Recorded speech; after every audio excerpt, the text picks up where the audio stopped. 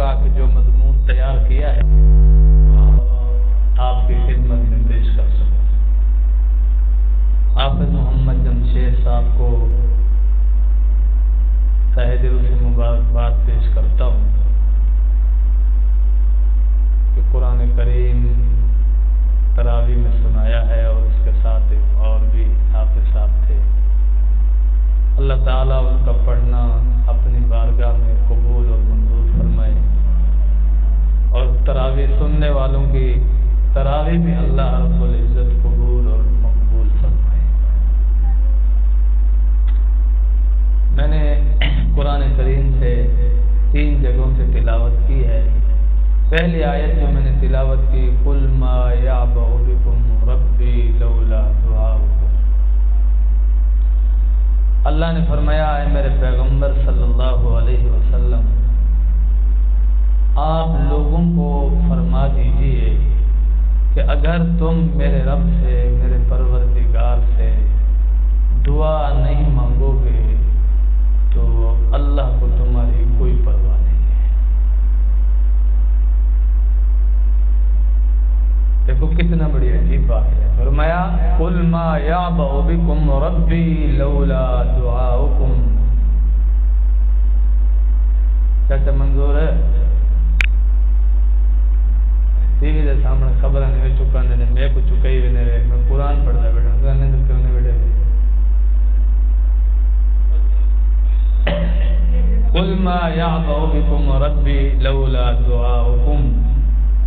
ارشاد فرمایا کہ جو شخص اللہ سے دعا نہیں مانگتا، اللہ سے آہوازاری نہیں کرتا، اپنی پریشانیاں اللہ کے حضور پیش کر کے اس کا حل نہیں مانگتا، اللہ فرماتے ہیں ایسے شخص کی مجھے کوئی پرواہ نہیں ہے۔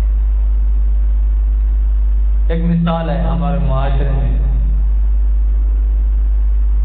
لوگ کہتے بھی ہم نے فلاں آدمی کو بڑے احسن طریقے سے دعوت دی ہے اپنے پاس آنے کی،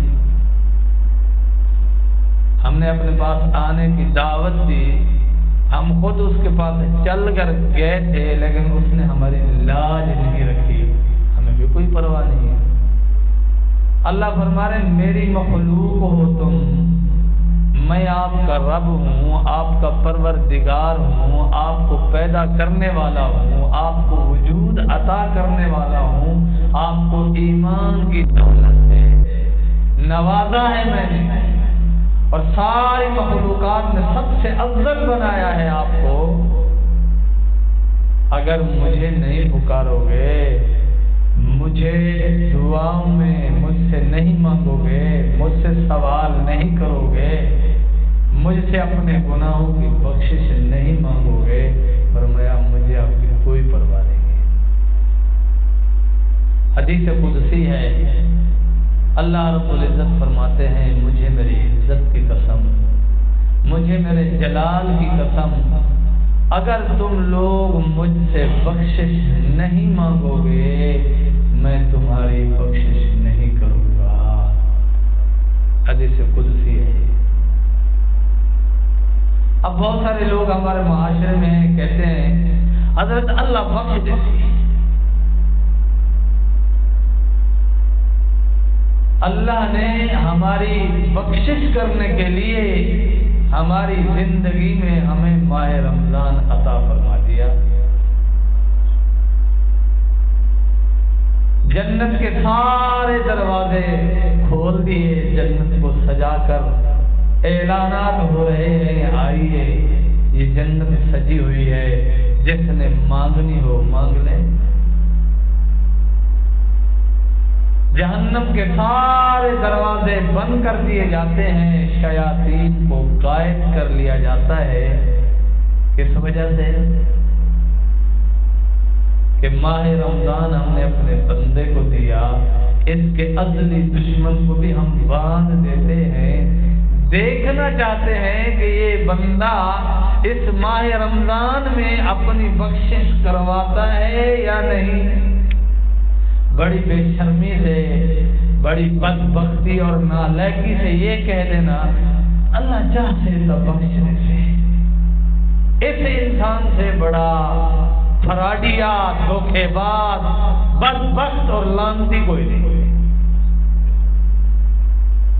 جناب رسالت مآب صلی اللہ علیہ وسلم نے ارشاد فرمایا، جس شخص کی زندگی میں ماہ رمضان آ گیا اور وہ شخص اپنے گناہ نہ بخشوا سکا، اس زمانے کا سب سے بڑا بدبخت اور بدقسمت انسان ہے۔ اب ہم سوچیں ہم نے اپنے گناہ بخشوا لیے ہیں، اور ہمارا ایک اور طریقہ بھی ہے، ہمیں کوئی چیز ضرورت ہوتی ہے، ہم اللہ کی بارگاہ میں پہلے تو مانگتے نہیں، پہلے تو ہم مانگتے نہیں، ہمارا یہ مرض ہے، اور جب ہم اللہ سے نہیں مانگتے تو اللہ نے فرما دیا قُلْ مَا يَعْبَأُ بِكُمْ رَبِّي لَوْلَا دُعَاؤُكُمْ۔ ترمذی شریف کی حدیث ہے، امام الانبیاء سرکار دو جہاں صلی اللہ علیہ وسلم نے ارشاد فرمایا، جو شخص اللہ کی بارگاہ میں التجا نہیں کرتا، دعائیں نہیں مانگتا، اس شخص پر اللہ کا غضب ہے۔ آپ کے اور میرے آقا نے یہ ارشاد فرمایا ہے کہ جو شخص اللہ سے نہیں مانگتا اس پر اللہ کا غضب ہے۔ تو پہلی بات ہے ہم مانگتے ہی نہیں۔ دوسرا پوائنٹ ہے، اگر ہم دعا مانگ بھی لیں تو ہمارا طریقہ بڑا عجیب ہے۔ مثال کے طور پر میں دعا کرتا ہوں کہ یا اللہ مجھے اس موبائل کی ضرورت ہے، یا اللہ مجھے موبائل عطا کر دے۔ میں 2 بار 3 بار دعا مانگتا ہوں، اگر مجھے موبائل نہیں ملا تو میں کہہ دیتا ہوں کہ میری دعا قبول نہیں ہوئی۔ ایسے کوئی اور مسئلہ ہوتا ہے، زمین خریدنی ہوتی ہے، کوئی گائے بھینس خریدنی ہوتی ہے، کوئی موٹر سائیکل، کوئی اور اچھی سواری خریدنی ہوتی ہے، ہم اللہ کی بارگاہ میں 2-3 بار دعا مانگتے ہیں۔ دعا مانگنے کے بعد وہ مطلوبہ چیز اگر ہمیں نہ ملے، ہم کہتے ہیں ہماری دعا قبول نہیں ہوئی، جبکہ سرکار دو جہاں صلی اللہ علیہ وسلم نے ارشاد فرمایا کہ مومن کی دعا کبھی رد ہی نہیں ہوتی۔ ہم کیا کہتے ہیں، یار میں نے فلاں چیز مانگی ہے مجھے نہیں ملی، فلاں چیز میں نے اللہ سے مانگی مجھے نہیں ملی، لہذا میری دعا قبول نہیں ہوئی۔ یہ ہے میری سوچ، یہ ہے میری فکر، یہ ہے میرا قول۔ لیکن امام الانبیاء صلی اللہ علیہ وسلم ارشاد فرماتے ہیں کہ اللہ رب العزت اپنے فضل و کرم سے ایمان والے کی دعا رد ہی نہیں فرماتے۔ ادعونی استجب لکم، دوسری آیت میں نے پڑھی دوسرے مقام سے، اللہ فرماتے ہیں میرے پیغمبر فقال ربکم ادعونی، آپ لوگوں سے فرما دیں کہ آپ اپنے رب کو پکارو، ادعونی، اللہ فرماتے ہیں مجھے پکارو، استجب لکم، میں اپنی شان رحمت اور شان کرم کی وجہ سے آپ کو اپنی مہربانی سے جواب دیتا ہوں۔ اب سوال بھی صحیح ہے، ہم بھی اپنی جگہ پہ صحیح ہیں کہ میں نے یہ چیز مانگی، بڑی مانگی، ملی نہیں، تو میں تو یہی کہوں گا کہ میری دعا قبول نہیں ہوئی۔ لیکن امام الانبیاء سرکار دو جہاں صلی اللہ علیہ وسلم کے دربار میں آ کر ہم اس چیز کو سمجھنے کی کوشش کرتے ہیں کہ آقا دو جہاں صلی اللہ علیہ وسلم، سرکار دو جہاں صلی اللہ علیہ وسلم، آپ نے ارشاد فرمایا مومن کی دعا رد ہی نہیں ہوتی۔ میں نے یہ چیز مانگی مجھے ملی ہی نہیں ہے، میں نے فلاں چیز مانگی مجھے ملی ہی نہیں ہے۔ تو آپ صلی اللہ علیہ وسلم نے ارشاد فرمایا کہ دعا قبول ہونے کے 4 درجے ہیں، 4 قسمیں ہیں، 4 انواع ہیں۔ پہلی قسم جب اللہ کا پیارا بندہ اللہ کے حضور دعا کرتا ہے کہ یا مولا کریم مجھے فلاں چیز عنایت فرمائیے، تو اللہ رب العالمین حکیم بھی ہے، حکمت والی ذات ہے، تو اللہ پاک دیکھتے ہیں کہ یہ جو چیز میرا بندہ مانگ رہا ہے یہ چیز اس کے لیے بہتر بھی ہے یا نہیں، کیونکہ یہ تو آپ کا اور میرا علم ہے نا کہ میرے پاس فلاں فلاں نعمت ہونی چاہیے، فلاں فلاں چیز ہونی چاہیے، یہ تو میرا خیال ہے نا، لیکن اللہ کی ذات حکیم بھی ہے۔ جیسے میں بیمار ہو جاؤں، آپ میں سے کوئی بیمار ہو جائے، ڈاکٹر کے پاس چلیں گے، آپ کی اور میری خواہش ہوگی انجیکشن نہیں لگنا چاہیے، کڑوی دوا نہیں ملنی چاہیے، یہ تو آپ کی اور میری خواہش ہے، آپ کا اور میرا تجزیہ ہے، لیکن ڈاکٹر مرض دیکھنے کے بعد اس کی دوا تجویز کرتا ہے، کبھی کڑوی کبھی انجیکشن، وہ آپ کے اور میرے مزاج کا خیال نہیں کرتا، حالانکہ یہ تو مخلوق ہے۔ تو خالق کائنات جانتے ہیں کہ اس انسان کے لیے یہ چیز بہتر ہے یا نہیں ہے، اگر انسان کے لیے یہ چیز بہتر ہو اللہ رب العزت وہ چیز اپنے پیارے بندے کو عطا فرماتے ہیں، اگر یہ چیز اس کے لیے مضر ہو، اس کی گمراہی کا سبب بنے، تو رب العزت وہ چیز اپنے بندے کو عطا نہیں فرماتے۔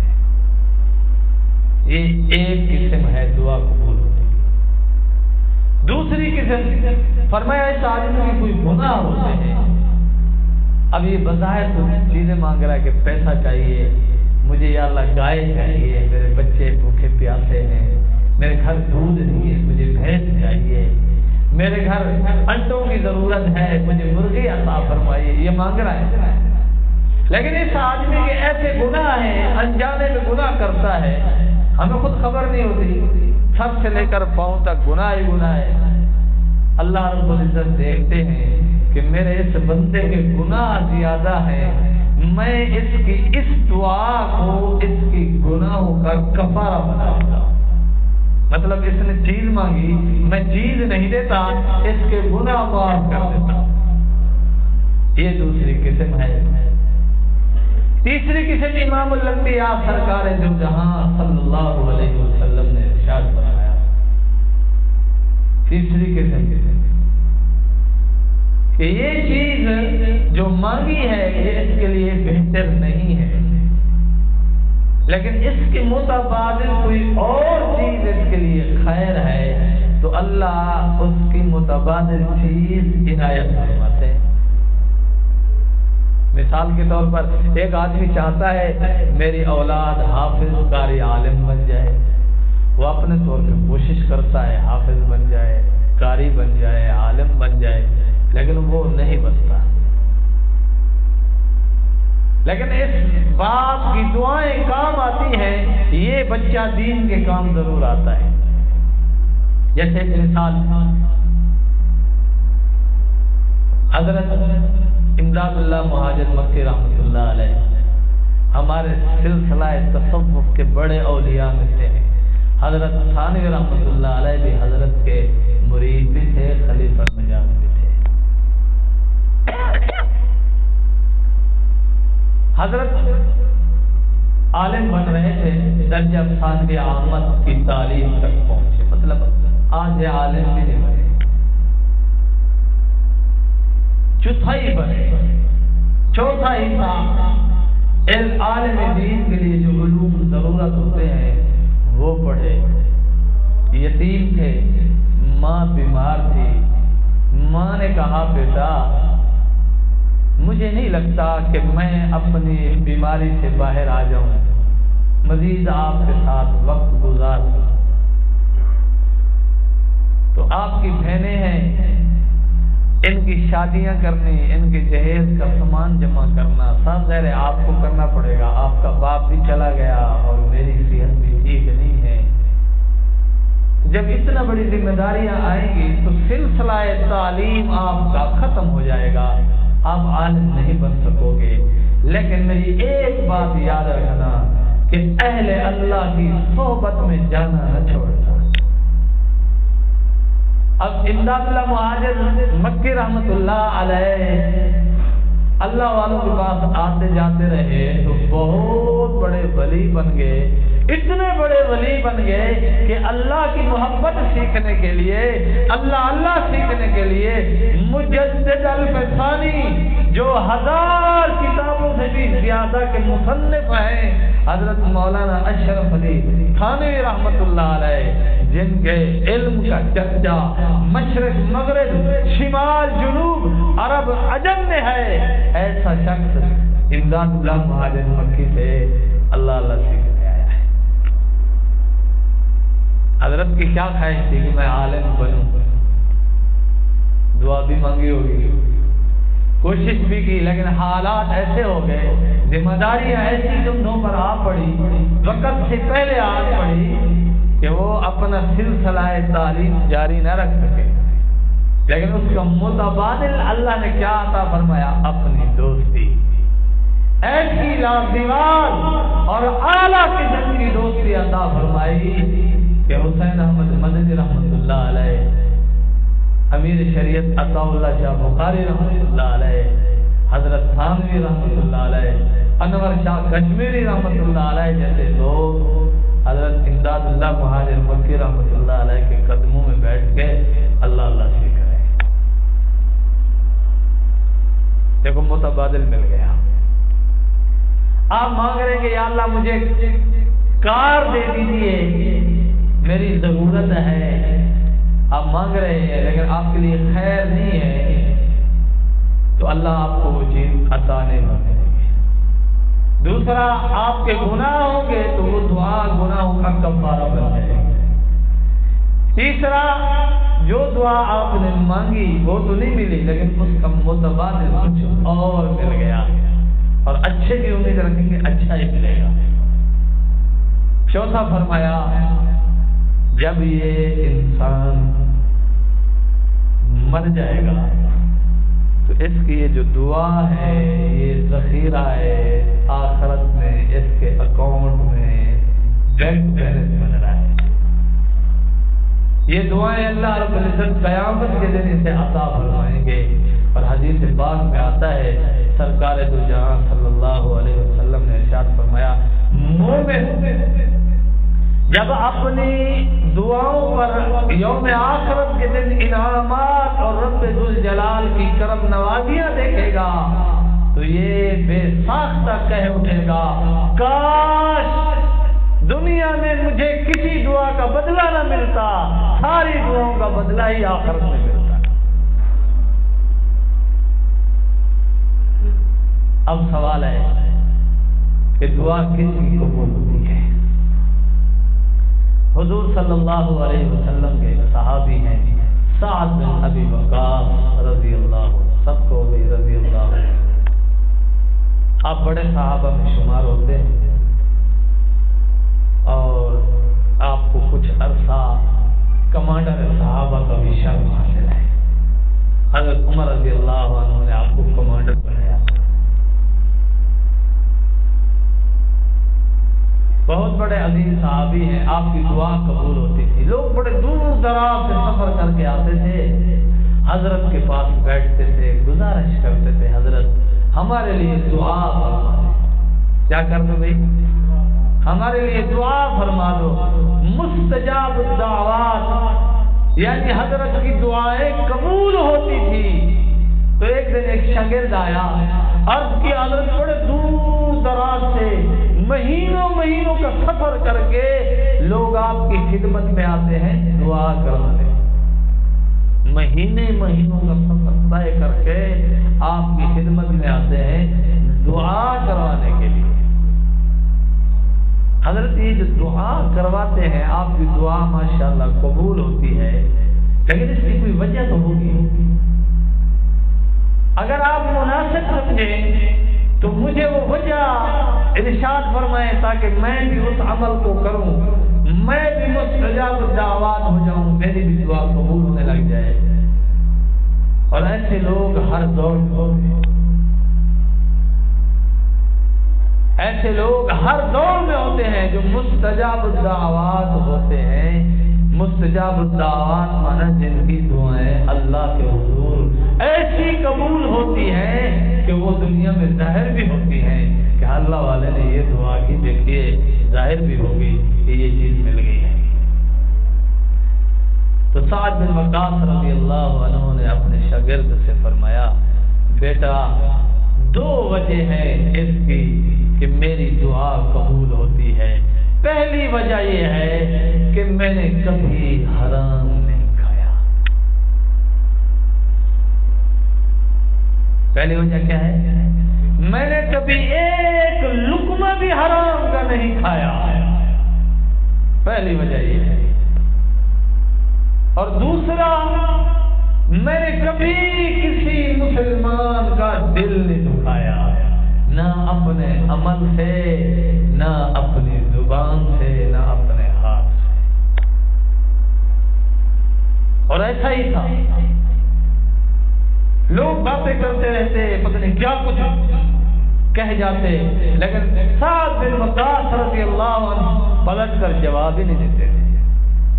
زیادہ سے زیادہ آپ اتنا جواب دیتے تھے، اگر کوئی آدمی بار بار اصرار کرتا، حضرت ہمارے لیے یہ دعا فرمائیں، یہ دعا فرمائیں، حضرت فرماتے تھے اللہ خیر و عافیت کے ساتھ یہ نعمت آپ کو عطا فرمائے۔ بس اتنا یہ نہیں ہوتا تھا فلاں ایسا ہے، فلاں ایسا ہے، تو ایسا ہے، ایسی باتیں نہیں فرماتے تھے۔ آپ کا بھی معمول تھا کہ دعا فرما دیتے تھے بس، اور ہر حال میں لوگوں کو دعا دینا یہ دل اور جگرے کی بات ہے، عام آدمی کا کام نہیں ہے۔ عام آدمی کو تھوڑی سی کوئی آپ تکلیف پہنچاؤ، اس کے مزاج کے خلاف کوئی کام کر دو، وہ ناراض ہو جاتا ہے، ناراض ہو جاتا ہے، دعاؤں کا اکاؤنٹ بند کر دیتا ہے۔ تو سمجھیے، میں اپنے طور پہ کہہ رہا ہوں کہ ایسا آدمی جو ہر حال میں دعا دیتا ہے، بس دعا کا تصور ہی نہیں ہے، اور کوئی منہ سے ایسی بات ہی نہیں ہے جس سے کسی مسلمان کی دل آزاری ہو۔ آپ اور میں اپنے اپنے گربان میں سوچے، ہم کہتے ہیں میں بڑا حق ہوا، فلانا میراثی ہے، فلانا ہے، فلانا ہے۔ اب ہم روزانہ کتنے لوگوں کا دل توڑ دیتے ہیں۔ امام الانبیاء سرکار دو جہاں صلی اللہ علیہ وسلم نے ارشاد فرمایا، کعبۃ اللہ کو گرانا، مومن کا دل دکھانا، یہ مومن کا دل دکھانا بڑا گناہ ہے، کعبۃ اللہ کو گرانا چھوٹا گناہ ہے۔ ہم ماں باپ کا دل دکھا دیتے ہیں، ہم اپنی بیوی کا دل دکھا دیتے ہیں۔ رات بھی میرا ایک جگہ بیان تھا، میں نے وہاں یہی بات کی، میں نے کہا ہم ایسے لوگ ہیں کہ غیر کی گالیاں کھا کر بھی صبر کر لیتے ہیں، ہم ایسے لوگ ہیں کہ لوگ ہمارے منہ پہ تماچے مار دیں ہم برداشت کر لیتے ہیں، لیکن ہماری بیوی تھوڑا سا نمک زیادہ ڈال دے ہم برتن اٹھا اٹھا کے پوری حویلی میں پھینکتے ہیں، اور ادھر آ کے کہتے اللہ اکبر، میں بڑا حاجی صاحب ہوں، میں بڑا حاجی صاحب ہوں۔ ماں نے خلاف مزاج بات کر دی، کوڑا پتا ہے تو سیاڑی ہے، ماں کا دل دکھا دیا اس نے اپنی گندی زبان سے، پھر کہتا ہے میری دعا قبول نہیں ہوتی، پھر کہتا ہے میری زندگی میں سکون نہیں ہے، اطمینان نہیں ہے، خوشیاں نہیں ہے۔ اور کیسے خوشیاں آئے؟ تو روزانہ ماں باپ کا دل دکھاتا ہے، اپنی بیوی کی دل آزاری کرتا ہے، اپنے بھائی اور بہنوں کا گلہ کرتا ہے، تو اپنے ساتھ ارد گرد رہنے والوں کو اپنی زبان سے تکلیف پہنچاتا ہے، تیری دعا کیسے کرے؟ بس میرے دوستو، وقت کم ہے، مضمون پورا ہو گیا، اللہ سے دعا ہے کہ اللہ رب العزت ہمیں اپنی ذات عالی سے مانگنے کی توفیق عطا فرمائے۔ وما علینا